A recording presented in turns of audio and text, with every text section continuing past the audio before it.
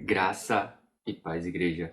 Que bom que Deus nos deu mais uma oportunidade de nos reunirmos ao redor da sua palavra. Claro, cada um no seu lar, cada família reunida, ou você reunido sozinho para ouvir a palavra do Senhor, mas certos unidos com esse propósito de ouvir ao Senhor, de sermos exortados, de aprender um pouco mais da sua palavra. Que, de fato, nós possamos separar esse momento para Ele, para ouvi-lo, para aprender mas dele que nada ao redor tire a nossa atenção. Bom, continuando, igreja, nossa série de estudos aqui em Mateus, nós agora estamos no versículo 10. Nós vamos começar a partir do versículo 10 do capítulo 9, no bloco que na minha versão está escrito Jesus come com pecadores. E o bloco ele é do versículo 10 até o versículo 13. É um pequeno bloco de 4 versículos, então vamos lê-lo. Vamos lê-lo para falar um pouco sobre ele. E assim nos diz a palavra do Senhor. E sucedeu que, estando ele em casa à mesa, muitos publicanos e pecadores vieram e tomaram lugares com Jesus e seus discípulos. Ora, vendo isto, os fariseus perguntavam aos discípulos: Por que come o vosso mestre com os publicanos e pecadores? Mas Jesus, ouvindo, disse: Os sãos não precisam de médicos, e sim os doentes. Ide, porém, e aprendei o que significa: misericórdia quero e não holocaustos, pois não vim chamar justos, e sim pecadores ao arrependimento. Amém, igreja. Oremos ao Senhor. Pai, graças te damos, Senhor. Eis aqui o teu povo, eis aqui a tua igreja para aprender mais de ti, Senhor. Que de fato o Senhor fale conosco por meio da sua palavra, que o Senhor nos exorte, que o Senhor nos transforme por meio dela, Senhor.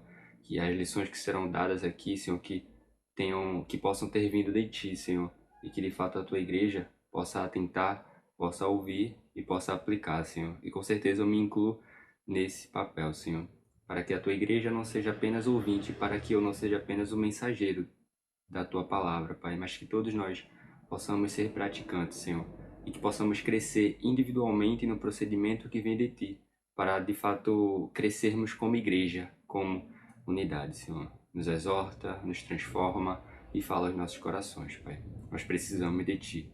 E é no nome de Jesus que oramos assim. Amém e amém. Bom, após chamar Mateus, chamar Levi ali para o seguir, diz Lucas no seu evangelho que foi oferecido pelo próprio Mateus um banquete em sua casa, ou seja, um banquete na casa de Mateus. Então esses publicanos e esses pecadores que são descritos aqui, provavelmente eram amigos de Mateus, até porque Jesus sempre estava cercado de multidões de inúmeras pessoas, quer judeus, quer ali romanos, guardas romanos para conter a multidão, para não ter nenhum alvoroço, os fariseus, os publicanos.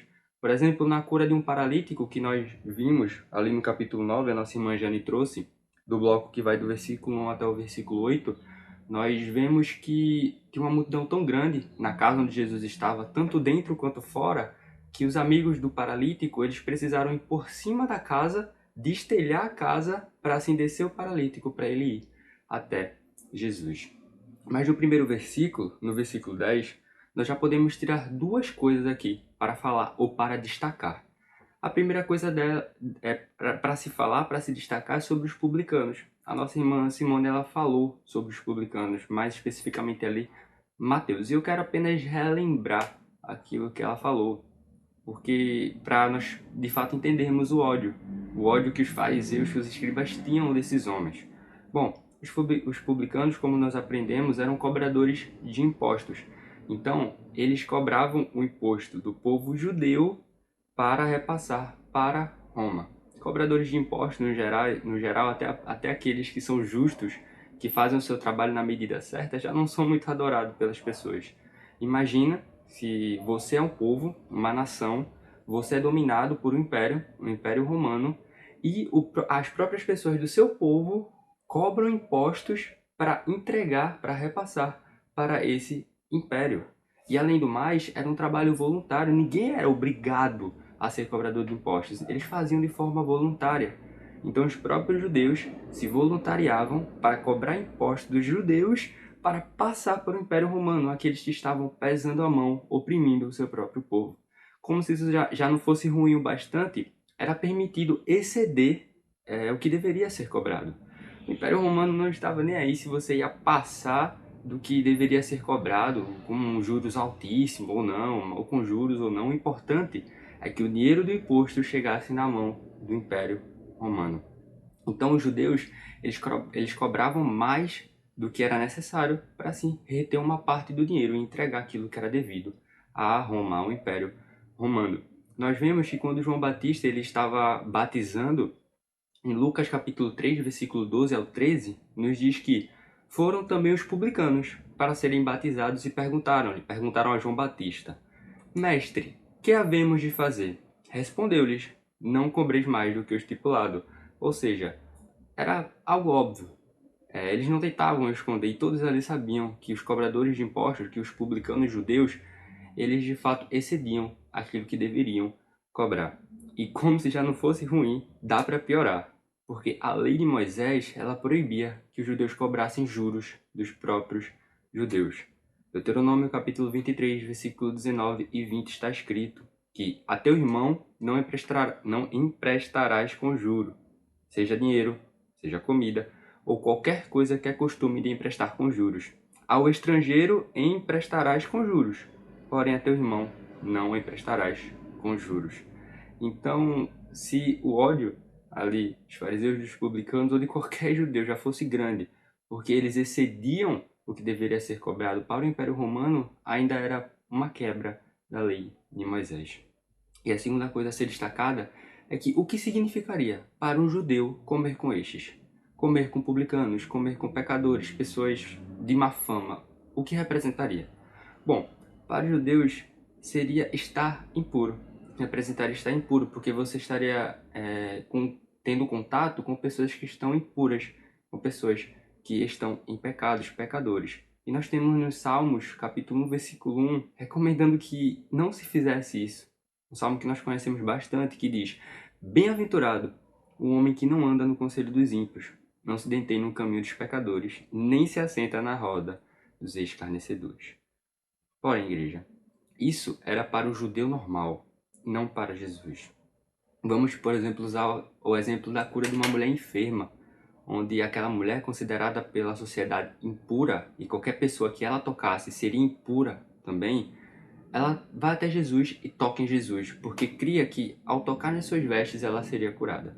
E no momento que aquela mulher impura, ela toca nas vestes de Jesus, não é a sua impureza que contamina o Senhor Jesus, mas na verdade a santidade de Jesus contamina aquela mulher, e assim ela é sarada. Aqueles pecadores não estavam ali para influenciar Jesus. Eles não estavam ali para isso. Eles estavam ali para ouvi-lo, para serem influenciados por ele. Provavelmente naquela roda de conversa que Mateus tinha com esses publicanos, com esses pecadores, rolavam conversas de o quanto eles excediam na compra, como eles se gabavam do tanto que eles tinham, do tanto que eles excediam. Mas no momento que Jesus aparece, que Jesus se assenta com eles, era Jesus que falava, era Jesus que ditava o ritmo da conversa. E aqueles homens provavelmente só ouviam.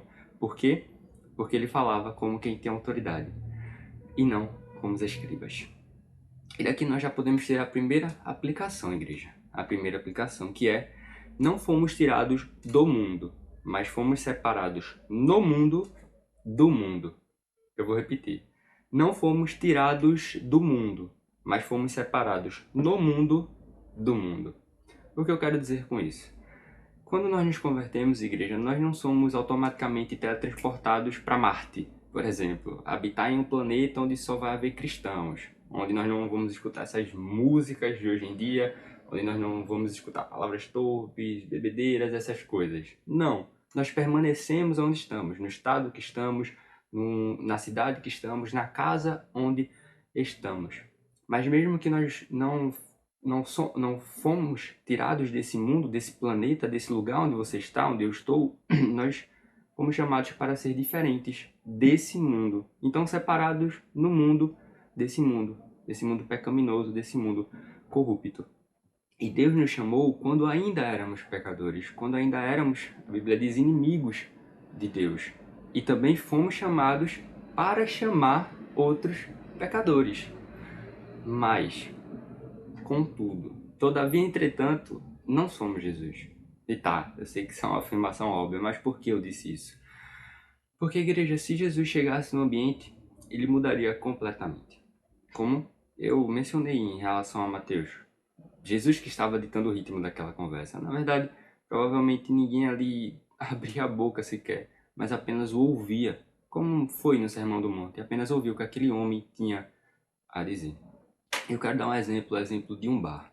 Se hoje em dia, igreja, vamos dizer que Jesus chegasse em um bar, à medida que Jesus chegasse àquele bar, aquele ambiente mudaria completamente. A música seria desligada, as bebedices, as cervejas seriam jogadas para longe, seriam tiradas da presença de Jesus, as pessoas parariam de falar essas coisas torpes e parariam para ouvir apenas a Jesus. Aquele ambiente de bar, mudaria completamente. Mas imagine se eu chego num ambiente como esse. Eu pergunto, a música vai parar? A música vai parar? Será que vão esconder as bebidas porque Eric chegou, o super crente chegou. É melhor a gente esconder aqui. As pessoas vão parar de ter as suas conversas torpes, as conversas de ímpios? Não, na igreja. Essas coisas não mudarão. Ah, mas algumas pessoas podem dizer, mas eles me respeitam e não me obrigam a consumir bebida alcoólica. Bom, isso é o mínimo, né? Mas mesmo assim, você continuar escutando essas, de novo, músicas do mundo, as pessoas não pararão as suas conversas porque você está lá e continuarão a se embriagar do seu lado. E eu espero que seja a opinião de todos, eu creio, não é, um bar, não é um ambiente que um cristão deveria frequentar, independente de quem chamasse, seu amigo, seu familiar.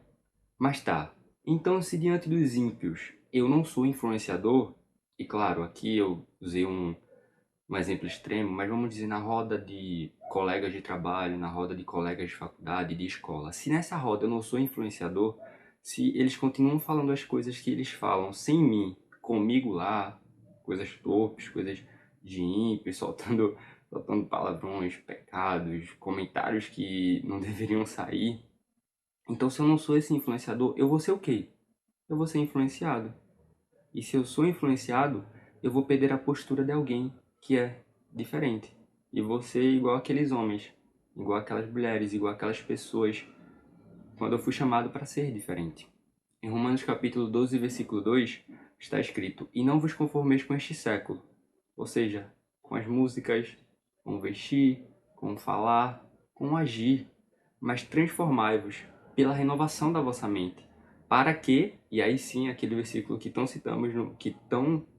citamos tanto, para que experimenteis qual seja a boa, agradável e perfeita vontade de Deus. Nós temos ordenanças para sermos diferentes, igreja. Levítico capítulo 11, versículo 44, está escrito: "Eu sou o Senhor vosso Deus, portanto, vós vos consagreis e sereis santos, porque eu sou santo", diz o Senhor. Em Levítico capítulo 19, versículo 2, Deus repete: "Santos sereis, porque eu, Senhor vosso Deus, sou santo". Ah, Eric, mas isso é o Antigo Testamento. Ok. 1 Pedro capítulo 1, versículo 16, porque está escrito, aonde? Em Levítico: "Sede santos, porque eu sou santo". Se somos os influenciados, em vez de sermos os influenciadores, nós não contaminaremos as pessoas com a santidade de Cristo, mas seremos contaminados com a impureza do mundo, igreja. A impureza do mundo. No versículo 11, está escrito que, ora, vendo isto, ou seja, vendo Jesus assentado com os publicanos e os publicanos e os pecadores, os fariseus perguntavam aos discípulos: "Por que come o vosso mestre com os publicanos e pecadores?" Interessante é que mais para frente esse comentário vai ser repetido. Mesmo que Jesus aqui vá falar, vá calá-los, esse comentário será repetido em Lucas capítulo 15, versículo 12, onde diz que aproximava-se de Jesus todos os publicanos e pecadores para o ouvir, ou para serem influenciados. E murmuravam os fariseus e os escribas, dizendo: "Este recebe pecadores e come com eles." E aí o versículo 2 vai dizer que, mas Jesus ouvindo disse: "Os sãos não precisam de médico, e sim os doentes." Todos, igreja, que ali estavam, os publicanos, os pecadores, os discípulos, os fariseus, os escribas, estavam no mesmo estado, só não sabiam. Que estado era esse? o estado de Romanos capítulo 3, versículo 10 ao 12. Não há um justo, nenhum sequer. Não há quem entenda, não há quem busque a Deus. Todos se extraviaram, a uma se fizeram inúteis. Não há quem faça o bem, não há um sequer. E aqueles que eram considerados pecadores pelos escribas, pelos fariseus que ouviam a Jesus, eram tomados por arrependimento. Dificilmente, nós vamos ver, mas dificilmente nós vemos os fariseus, os escribas sendo tomados por arrependimento. Geralmente vemos os pecadores, por exemplo, Mateus, onde nós aprendemos no estudo passado que a resposta para o chamado de Jesus foi imediato. Foi imediato, sem pensar duas vezes. Jesus disse, segue-me, e ele seguiu. Um publicano, um considerado traidor, um pecador. Em Zaqueu nós vemos a mesma coisa. Quando Jesus estava entrando ali em Jericó e Zaqueu ouve sobre Jesus, ouve sobre esse homem, por ser de pequena estatura, ele sobe ali em uma árvore para ver esse Jesus. Ao ver Jesus a Zaqueu, ele diz, desce Zaqueu, porque me convém ficar na tua casa hoje. E aí, sem que Jesus dissesse mais nada, além disso, Zaqueu desce e diz, em Lucas capítulo 19, versículo 8, Senhor, resolvo dar aos pobres metade dos meus bens, e se em alguma coisa tenho defraudado alguém, restituo 4 vezes mais. Os próprios discípulos, nós vemos homens que, quando Jesus está para ser julgado, está para ser crucificado, eles fogem, eles correm. Não sobra apenas João, como nós vimos. Pedro, ele acompanha ali de longe. Mas depois que o Espírito Santo desce, depois que Jesus é assunto aos céus, o Espírito Santo desce, nós vamos ver homens que saíram por aí pregando o Evangelho.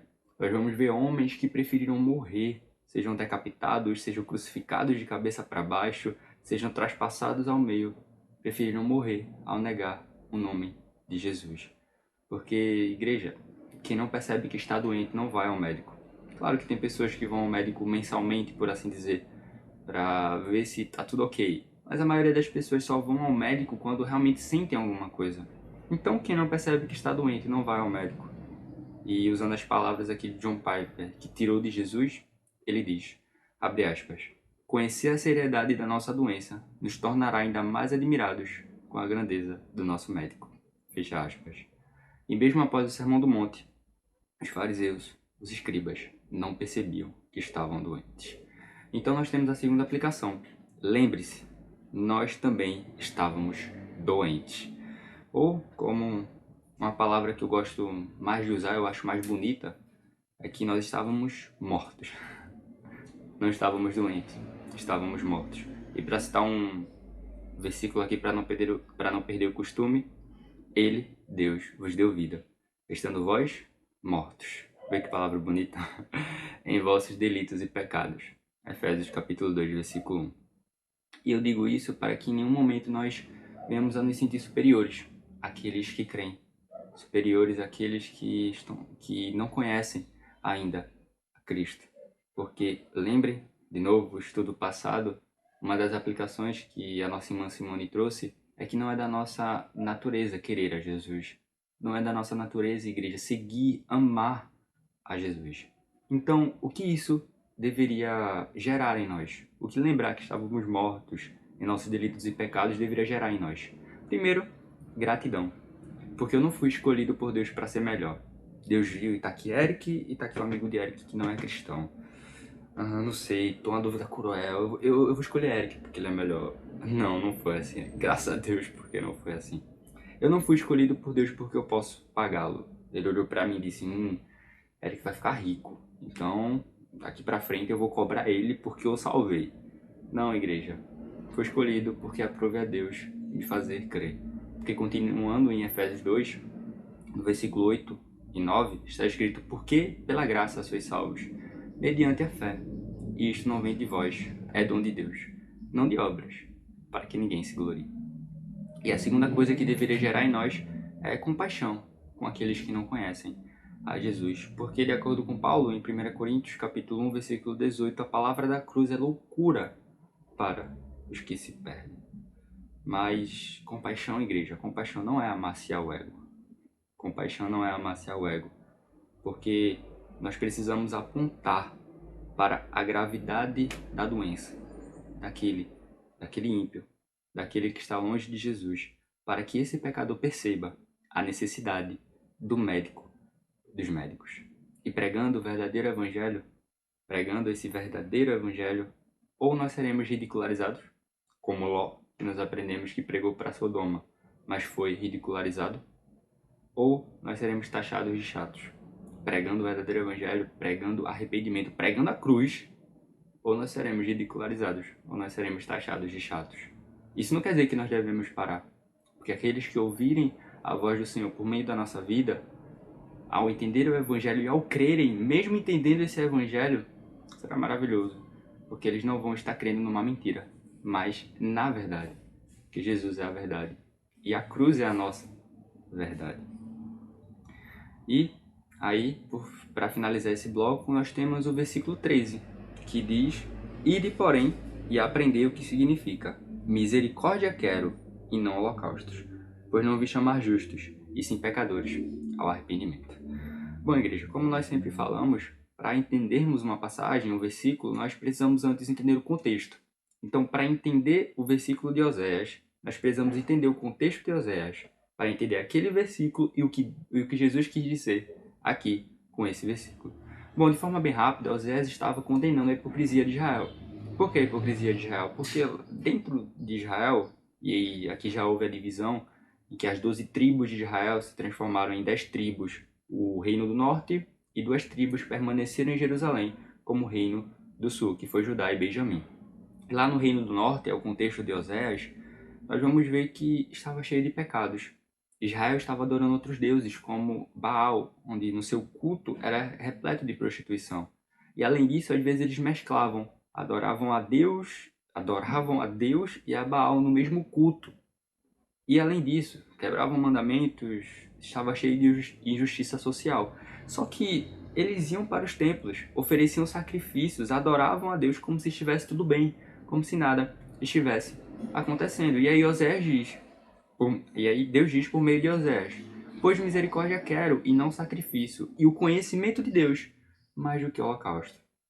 Infelizmente nós vemos que isso é uma característica de Israel. Porque em Miqueias capítulo 6, versículo 6 a 8 está escrito: Ele te declarou, homem, o que é bom, e que é o que o Senhor pede de ti, que pratiques a justiça, e ames a misericórdia, e andes humildemente com teu Deus.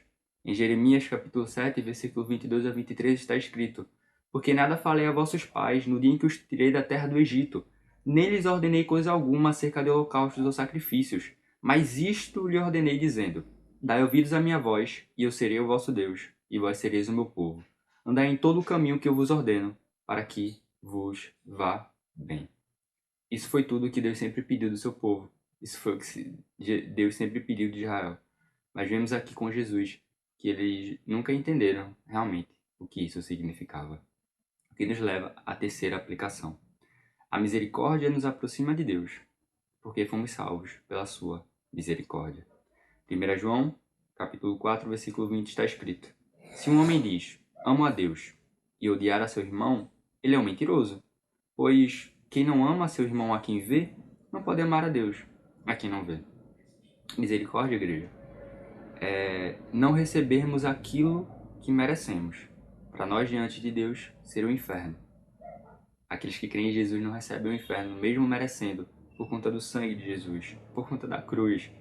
E graça é receber aquilo que não merecemos, que é o amor de Deus. Nós não merecemos o amor de Deus, nós não merecemos a salvação em Cristo Jesus.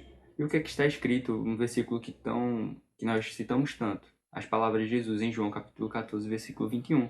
Aquele que tem os meus mandamentos e os guarda, esse é o que me ama. E qual é o mandamento que eu quero citar aqui? João capítulo 13, versículo 34 a 35. Palavra de Jesus.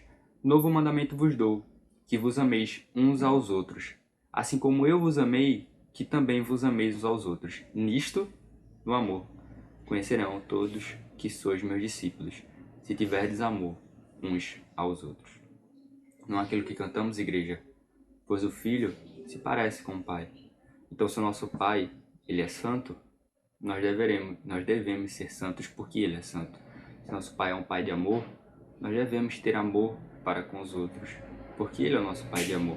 Se Ele tem misericórdia, se Ele é misericordioso, nós devemos ser misericordiosos. Nós devemos parecer com o nosso Deus, porque um filho se parece com o Pai. Amém, igreja? Então, que nós possamos lembrar que nós não fomos tirados do mundo, mas separados no mundo do mundo.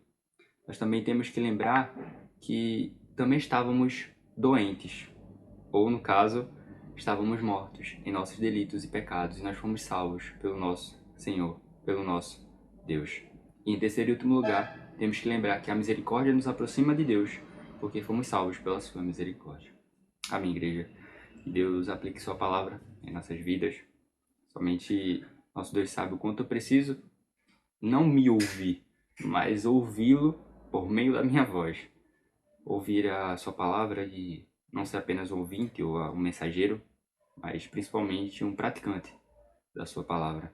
Então que tanto você e eu sejamos praticantes, igreja, dessa palavra. E que na misericórdia do Senhor possamos crescer o procedimento que de fato vem dele. Amém, igreja. Que Deus nos abençoe. Paz.